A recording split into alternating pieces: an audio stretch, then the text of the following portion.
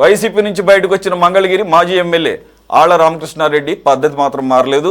రాజధాని అమరావతిపై కక్షతో చంద్రబాబుపై కేసులు పెట్టడం మాత్రం మానడం లేదు. ఇన్నర్ రింగ్ రోడ్డు అలైన్మెంట్ విషయంలో అవినీతి జరిగిందంటూ ఆరోపిస్తూ అక్రమ కేసులు పెట్టారు. అంతేకాకుండా ఈ కేసును సిబిఐకి అప్పగించాలని ఒకటి, ఎమ్మెల్యేల ప్రత్యేక కోర్టుకు మార్చాలంటూ మరొకటి, అలాగే అసలు చంద్రబాబు బెయిల్ రద్దు చేయాలంటూ ఇంకొకటి, ఇలా 3 పిటిషన్లు దాఖలు చేశారు. పిటిషన్లపై విచారణ జరిపిన హైకోర్టు అసలు అర్హతే లేదంటూ డిస్మిస్ చేసింది. దీంతో ఇన్నర్ రింగ్ రోడ్డు కేసులో వాళ్లకు హైకోర్టు షాక్ ఇచ్చినట్లుగా. రైట్, వెంకటేశ్వర గారు ఉన్నారా? సిపిఎం వెంకటేశ్వర గారు. Right, okay. In the mean while Madhusudan Reddy గారు, ఆళ్ల రామకృష్ణారెడ్డి గారు నాకు గుర్తున్నంత వరకు మీ పార్టీకి నుంచి బయటకు వెళ్ళిపోయాడు కదండి? ఏమైనా కొత్తగా జాయిన్ అయ్యాడు, మళ్ళీ రీజాయిన్ ఏమైనా అయ్యాడా? సరే, అఫ్ కోర్స్ ఎవరైనా కేసులు వేసుకోవచ్చు, అది వేరే విషయం. అంటే మంచి మళ్ళీ యాక్టివ్ అయ్యాడు కదా సార్? సార్, ఆళ్ల రామకృష్ణారెడ్డి గారు ఏ పార్టీలో ఉన్నా ఆయన ఒక భారతదేశంలో ఒక మనిషి, ఆంధ్ర రాష్ట్రంలో మాత్రం ఉంది సార్. కామన్ సెన్స్ నాకు కూడా ఉంది. నేనేమంటున్నానంటే ఎవరు అన్అఫీషియల్ గా మళ్ళీ జాయిన్ అయ్యాడా? అలా సడన్ ఇవన్నీ ఫ్రెష్ పిటిషన్లు కదా, ఇవి ఫ్రెష్ గా వేసిన పిటిషన్లు కదా, కొత్త పిటిషన్లు కదా, ఏమన్నా యాక్టివేట్ అయ్యి జాయిన్ అయ్యాడా అని అడుగుతున్నాం సార్. ఆయన వైఎస్ఆర్సీపీకి ఎటువంటి సంబంధం లేదు. ఆయనకి చంద్రబాబు నాయుడు గారు ఏమి వెనకాల వీపుకోవాల్సిన అవసరం లేదు. ఆళ్ల రామకృష్ణారెడ్డి గారు నీతి నిజాయితీగా ఇన్నర్ రింగ్ రోడ్ లో చేసినటువంటి అక్రమాల అన్యాయాల మీద కోర్టుకు వెళ్ళాడు. అది వైసీపీలో వెళ్ళాడా లేకుంటే వైసీపీలో లేకుండా వెళ్ళాడా అనేటువంటిది ఒక స్టాండ్. మీరు వైసీపీలో ఉంటే ఒక స్టాండ్, వైసీపీలో లేకుంటే ఒక స్టాండ్ తీసుకునేటువంటి పరిస్థితి చంద్రబాబు నాయుడు గారికి ఉంది. ఈ రోజు ఆళ్ల రామకృష్ణారెడ్డి చేసినటువంటి ఏదైతే అభియోగాలు ఉన్నాయో ఆ అభియోగాల పైన కోర్టు తీర్పు లేదు. ఖచ్చితంగా అభియోగాలు చేశాడు చంద్రబాబు అనేటువంటి విషయం ఇంకా ఉంది. ఏదైతే ఈ అభియోగాలను తప్పుదోవ పట్టేయడం కోసం ఈ యొక్క మిస్టేక్ ఆఫ్ ఫ్యాక్ట్ అనేటువంటి ఒక కొత్త పదాన్ని క్రియేట్ చేసి creator of the mistake of fact Chandrababu Naidu గారు చేస్తున్నారో అది ఇక్కడ ఉన్నటువంటి పోలీసులతో సమక్షంలో విచారణ జరిపిస్తే ఆ యొక్క మిస్టేక్ ఆఫ్ ఫ్యాక్ట్ మీద కొట్టేస్తారు కాబట్టి దీన్ని సిబిఐకి ఇవ్వమంటున్నాడు. అదేవిధంగా చంద్రబాబు నాయుడు గారు బయట ఉంటే ముఖ్యమంత్రిగా ఈ యొక్క కేసుల్ని తప్పుదోవ పట్టిస్తాడని చెప్పి బెయిల్ రద్దు చేయమంటున్నాడు. అదేవిధంగా ఎమ్మెల్యేని విచారించేటువంటి సభకు తీసుకుపోమంటున్నాడు. వీటిని మాత్రమే కోర్టు కొట్టేసింది. కానీ చంద్రబాబు నాయుడు గారు ఇన్నర్ రింగ్ రోడ్లో చేసినటువంటి అక్రమాల్ని, అన్యాయాలని గురించి మాత్రం కోర్టు మాట్లాడలేదు. చంద్రబాబు నాయుడు గారు అక్రమాలు చేశారు, అన్యాయం చేశారు, వారు అమెరికా కావాల్సినటువంటి మార్గాన్ని అలైన్మెంట్ లో మార్పులు చేశాడు. వాళ్ళు కొనుక్కున్నటువంటి ఇన్నర్ ఏదైతే ఇన్సైడ్ ట్రేడింగ్ ఉందో ఇన్సైడ్ ట్రేడింగ్ కి తోదం చేస్తూ దానికి ఆజ్యం పోస్తూ వాళ్ళకి మేలు చేకూరుస్తూ వాళ్ళ అమీరులకి పబ్బం గడుపుకుంటూ చేసినటువంటి ఇన్సైడ్ ట్రేడింగ్ కి బలం చేకూరుస్తూ ఇన్నర్ రింగ్ రోడ్ని ప్రతిపాదించడం జరిగింది. దాని మీద కేసు నడుస్తుంది. ఆ కేసులో బెయిల్ ఇస్తే చంద్రబాబు దాన్ని సాక్ష్యం తారుమారు చేస్తాడు, మిస్టేక్ ఆఫ్ ఫ్యాక్ట్ అంటాడని చెప్పని ఆయన బెయిల్ రద్దు చేయమంటున్నాడు. దాన్ని కోర్టు ఒప్పుకోలా. అంత మాత్రాన ఆయన అన్యాయం చేయలేదని కాదు.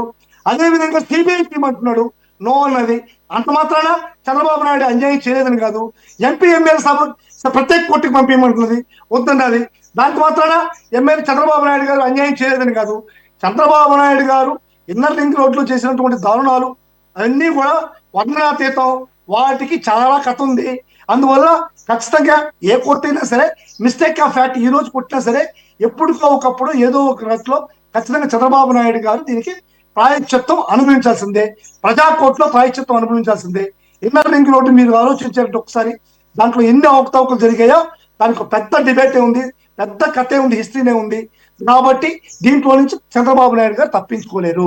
తప్పించుకున్నా ఇప్పుడు ఎన్నో కేసులు తప్పించుకున్నాడు. ఫైబర్ నెట్లు తప్పించుకోవాలని చూస్తున్నాడు, స్కిల్ స్కామ్ తప్పించుకోవాలని చూస్తున్నాడు, అదేవిధంగా ఇన్నర్ రింగ్ రోడ్ తప్పించుకోవాలని చూస్తున్నాడు, లిక్కర్ స్కామ్ తప్పించుకోవాలని చూస్తున్నాడు.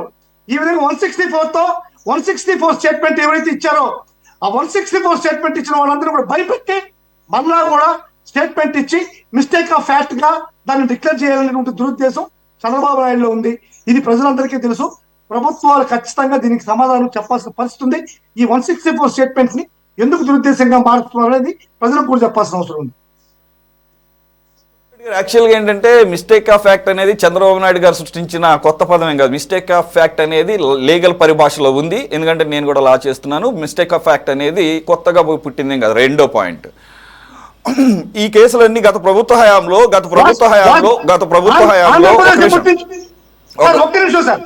ఒక్క నిమిషం సార్ భారతదేశం ఎప్పటి నుంచో ఉంది సార్, కానీ వాస్కోడి గామా కనిపెట్టాడు. భారతదేశం కనిపెట్టినటువంటి వాస్కోడి గామా, అంతకుముందు భారతదేశం లేదా? ఉంది. వాస్కోడి గామా కనిపెట్టాడంటే ఆ పదాన్ని ముందుకు తీసుకొచ్చిన మహానుభావుడు చంద్రబాబు నాయుడు గారు. మీకు అలా అర్థమైతే నేను చేయగలిగింది. నేను అనేది మిస్టేక్ ఆఫ్ ఫ్యాక్ట్ అనేది కొత్తగా చంద్రబాబు నాయుడు కనిపెట్టిన పదం అని మీరు అంటున్నారు కాబట్టి అవును సార్, భారతదేశాన్ని కూడా వాస్కోడి గామా రెండోది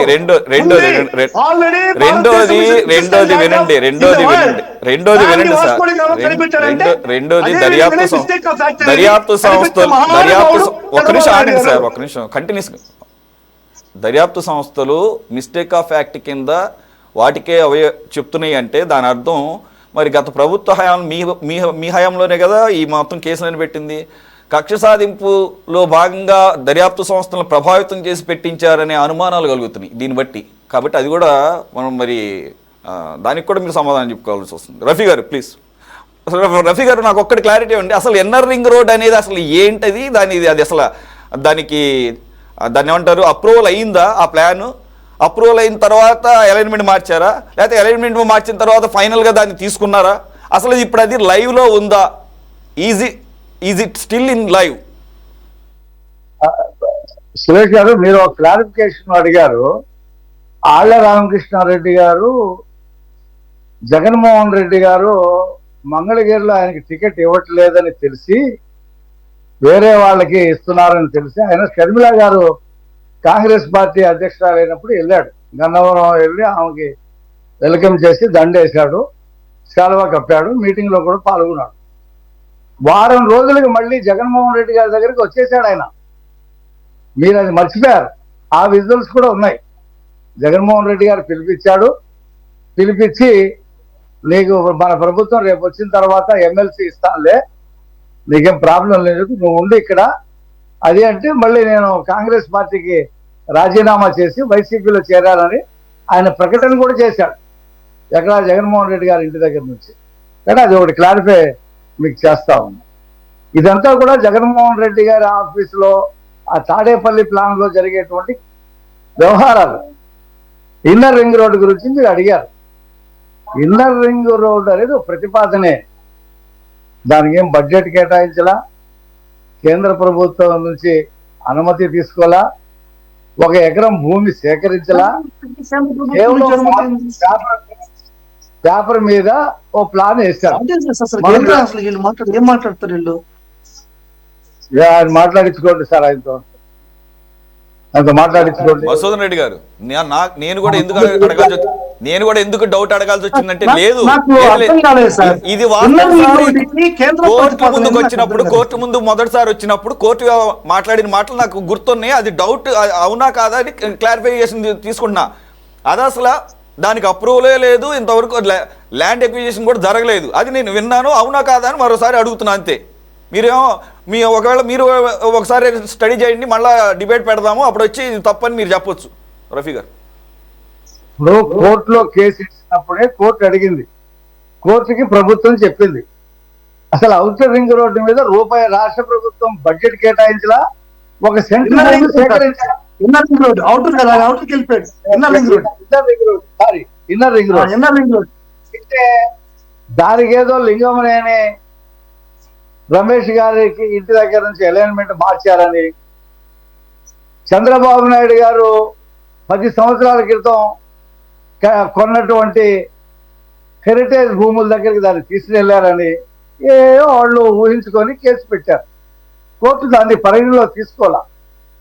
దాన్ని బలవంతంగా అప్పుడు జగన్మోహన్ రెడ్డి గారు చంద్రబాబు నాయుడు గారికి కనీసం 41 నోటీస్ ఇవ్వకుండా, ఏ కేసులో అరెస్ట్ చేస్తున్నారో కూడా చెప్పకుండా, ఆయన వాంగ్మూలం తీసుకోకుండా తెల్లవారుజామున అరెస్ట్ చేసి ఏ రకంగా హింసించాడో, ఆ రోజు పెట్టిన కేసులన్నీ కూడా ఫ్యాబ్రికేటెడ్ కేసులు, ఏది కూడా ఆధారాలతో పెట్టింది కాదు. ఆ రోజు ఉండేటువంటి ఆఫీసర్లే ఆయన బెదిరించో నయానో భయానో, నేను మళ్ళీ వస్తే మీకు ఇంత డబ్బు ఇస్తా, మీకు ఈ ప్రమోషన్లు ఇస్తా అని చెప్పి అప్పుడు ఉండేటువంటి ఆఫీసర్ల చేత పెట్టించాడు. అవన్నీ కూడా విచారణలో ఎక్కడ కూడా వాళ్ళు ఇప్పుడు స్కిల్ డెవలప్మెంట్ కేసులో చంద్రబాబు నాయుడు గారు అవినీతి చేశాడన్నారు. ఎక్కడ అవినీతి ఎంత చేశాడో చూపించాడంటే ఆ పనిలో ఉన్నామన్నారు. ఆ పనిలో ఉన్నామండి, ఆ ఎంక్వైరీ చేస్తున్నారు. మరి అరెస్ట్ ఎందుకు చేశారంటే మాట్లాడలే. అంటే ప్రజలు ఇవన్నీ కూడా గమనించారు. ప్రజలు అన్ని విషయాల్లో ఎలర్ట్గా ఉండి వాళ్ళు చిత్తుగా ఓడించి 11 స్థానాలకే కూర్చోబెట్టారు. ఇవాళ 1.54% ఆళ్ల రామకృష్ణారెడ్డి గారు హైకోర్టులో ఓడిపోయాడు. సుప్రీంకోర్టుకి వెళ్ళమనండి. ఆయన వాదనలో బలం ఉంటే, అక్కడ అక్రమాలు జరిగితే సుప్రీంకోర్టు ఉంది కదా, సుప్రీంకోర్టులో డివిజన్ బెంచ్ కాకపోతే ఫుల్ బెంచ్ అడగండి. అది కూడా కాకపోతే ప్రపంచ న్యాయస్థానం జెనీవాలో ఎక్కడ ఉంది కదా, అక్కడ కూడా వెళ్ళండి. మీ దగ్గర కొన్ని లక్షల కోట్ల రూపాయల డబ్బులు ఉన్నాయి కదా.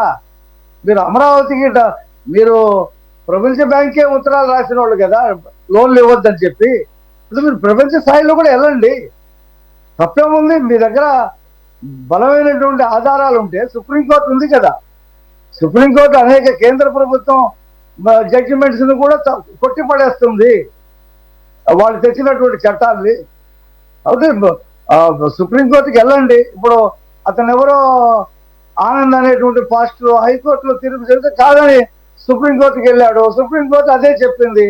పెద్ద సమస్య కూర్చుంది వాళ్ళ పాస్టర్లందరికీ కూడా. కాబట్టి మీరు చేసేటువంటి పనులన్నీ కూడా ప్రజలకి ఏ రకంగా జరుగుతుందో చూసుకుంటారు. అందులో ఏముంది?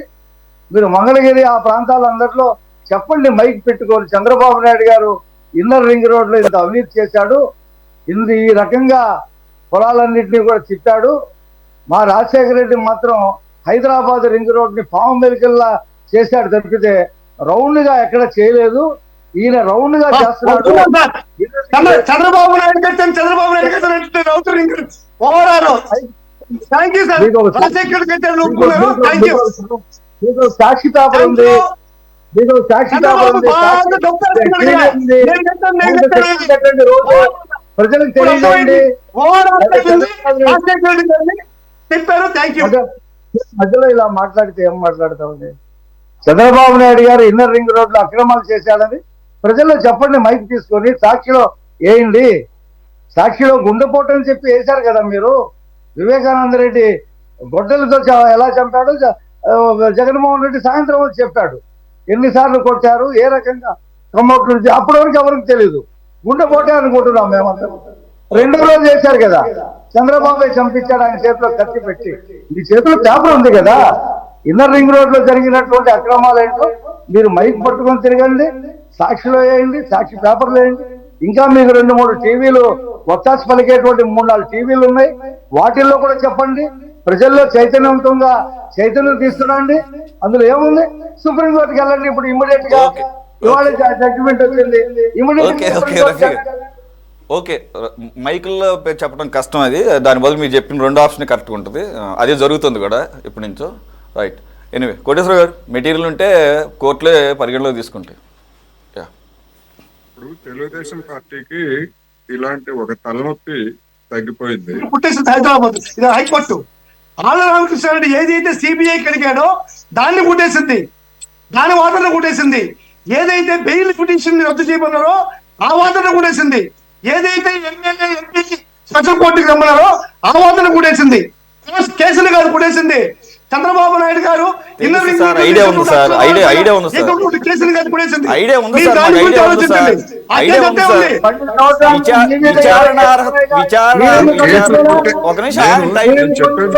నేను చెప్పేది పూర్తిగా వెళ్ళలేదు. కొన్ని తలనొప్పులు కేసు కోర్టు కొట్టేసింది, కొన్ని తలనొప్పులు. కేసు ఏమవుతుంది ఏమిటి అనేటువంటిది అది తర్వాత సంగతి. కొన్ని తలనొప్పులు కొట్టేసింది అనేది నేను చెప్పదలుచుకున్నా. మిగిలినటువంటి అంశాల గురించి ఏం చేస్తుంది ఏమిటి, లేదా ఈ కొట్టివేసిన దాని మీద మళ్ళీ అప్పీల్కి వెళ్తారా, ఏం చేస్తారు ఏమిటి అనేటువంటిది ఆళ్ల రామకృష్ణారెడ్డి గారు లేదా ఆయన వెనకాల ఉన్నటువంటి వైసీపీ రఫీ గారు చెప్పింది 100% కరెక్ట్. ఎందుకంటే ఆయన అప్పుడే చేరాడు, మళ్ళీ వెంటనే వైసీపీలో చేరాడు. అయితే యాక్టివ్ గా ఉన్నాడా లేదా, ఎందుకు చేరాడు ఏమిటి అనేటువంటి ఆ కథ అంతా కూడా మనకు తెలుసు.